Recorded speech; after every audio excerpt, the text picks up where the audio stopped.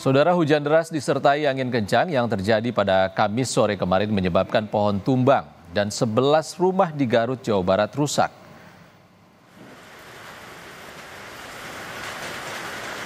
Dari video amatir yang direkam warga, terlihat sejumlah rumah di kompleks perumahan Gria Mutiara Ranca Bango rusak pada bagian atapnya akibat hujan deras disertai angin kencang.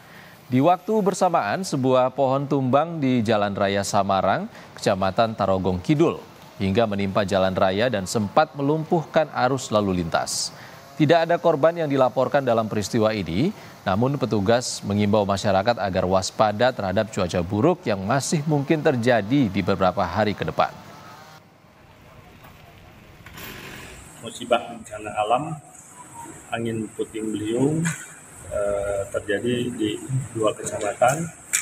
Tadi sudah dikonfirmasi ke Kapolsek setempat, Tarogong Haler, itu ada 11 rumah yang rusak atapnya.